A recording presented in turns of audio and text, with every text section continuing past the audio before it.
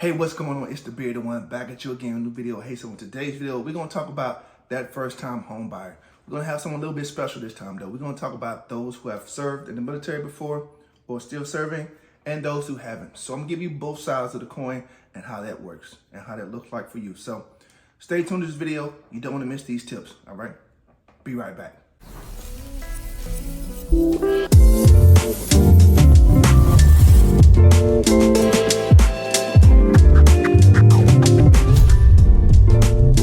Hey, so as I said, we're going to talk about those first-time home buyers. Before we get into that, let me introduce myself. My name is Maurice Murphy.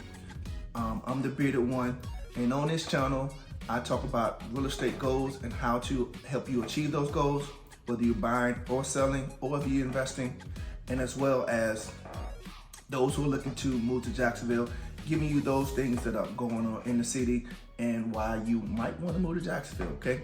So let's get into today's video. So today's video, we're gonna talk about those first-time home buyers. So let's give the tips on what it takes to make that transaction very smooth.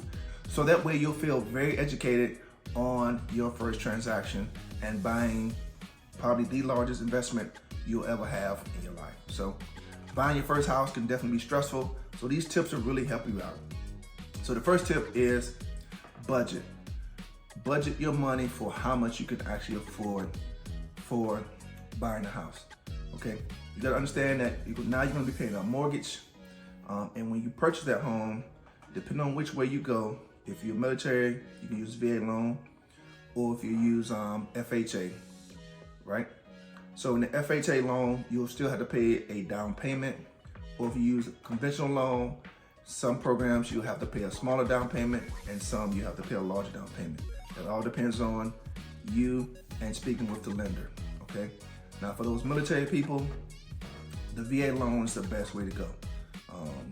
No down payment, and let's be clear, all of those types of loans, you still have to pay closing costs, okay? Closing costs are still required for whether it be FHA, conventional, or the VA loan, okay? So the next thing is, like we just talked about, what type of loan is best for you, okay? We just talked about 3 of them. Conventional, which requires maybe a higher credit score. And like I said, there's different programs for conventional. So definitely you want to speak to a lender about the different programs and products that they have for conventional type loans. FHA, there's a down payment required, 3.5%. As I said before, you'll have to pay closing costs. And then for my VA folks, there's no down payment, but you still pay closing costs. You have to have served at least 90 days in the military. So if you served at least that amount of time and you have a DD-214 that can show that you served, you can present that to a lender and you can use the VA loan. Unfortunately, here in Jacksonville, we don't do the USDA loan because those are more your rural type loans, so that loan wouldn't apply in Jacksonville. Right? So the next thing is getting pre-approved. Oh my goodness. I cannot stress this enough. It is very frustrating for us as agents to take somebody around and drive them look at properties and they have not been pre-approved. I will take you to see maybe 1, maybe 2 houses, but after that, I really need you to get pre-approved because we need to understand where your buying power is. How much money can you realistically afford to purchase a house for? So it really wastes your time and wastes my time for us to run around and look at houses when you haven't got pre-approved. That's very, very, very, I cannot stress that enough. That's very important. You have to get pre-approved. Get with that lender. If you need a lender, get with me. I got a few lenders that I work with that can help you get qualified. But that is very important, getting pre-approved, okay? So the next tip I'm gonna have for you is working with a competent realtor. I understand that you may not wanna work with me, and I get it, it's fine. Not a fit for everybody. I don't know why, but that is how life is. But work with a competent realtor. What I mean by a competent realtor, one that can answer your questions, one that can respond to you within 24 hours, and one who's willing to help you get through this process, and you're not just another number to get a paycheck. So you want somebody that's empathetic to what your needs are and what you're looking for when you're buying your first home. Because I'm telling you, it's gonna be a stressful situation. You wanna have somebody you're working with that's gonna help you through this process and get you to buying that home, okay? Research, okay? Research those neighborhoods. I know there's certain neighborhoods, we have a ton of neighborhoods here in Jacksonville. You want to research those neighborhoods. So what are you researching those neighborhoods for? What schools are they zoned for? You want to also research how safe are these neighborhoods. And the third thing is you want to research the neighborhood by driving through it, going through it at nighttime if you feel comfortable because this is where you're gonna be living at. So you may wanna get a sense of how it is in the daytime, vice at nighttime. Maybe peaches and cream in the morning, then at nighttime, everybody's throwing wild parties on the weekend. So you definitely wanna get a sense of the type of neighborhood you're going to be living in. And doing that research will really help you out to find out which neighborhood is the best fit for you. So the next thing is, we're gonna talk about proximity to work and proximity to the base. That's gonna be very important as we go talk about neighborhoods. You wanna kind of do that research to find out how far of a drive do I have to go to get to work? And those in the military, how far is it to Naval Station Mayport, Kings Bay, or NES Jax? How long is it gonna take me to get to the base? If you've ever lived in Jacksonville, or if you haven't lived in Jacksonville, you will learn really quickly that Jacksonville is big. It takes you at least 20 to 30 minutes to get somewhere. Please understand that. And I've talked about on the channel before, the bus system doesn't work well, but it will take you 20 to 30 minutes to get from point A to your house to work, depending on where you're stationed at and depending on where you live. Okay, so you want to check those times of how long it's going to take you to get to work or get to the base. So the next program I want to talk about is the SCRA Program.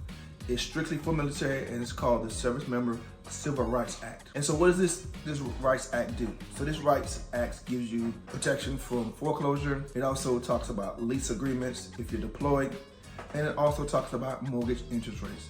So if you're not familiar with this document, you definitely want to get in and find this online and type in Service Members Civil Rights Act. It will definitely help you if you're in the military. It's only for active duty military.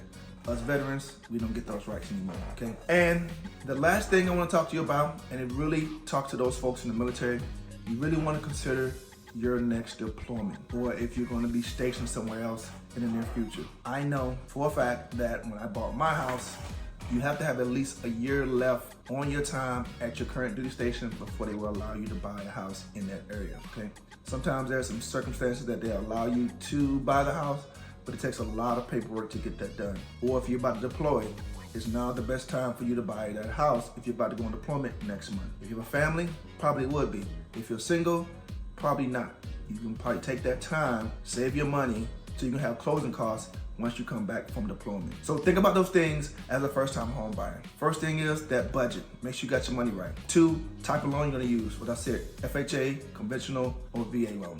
Third thing is, like I said again, you gotta get pre-approved. That's the only way we know as real estate professionals how much money you can afford your first home, okay? So it's definitely important to get that done. Next thing is working with a competent realtor.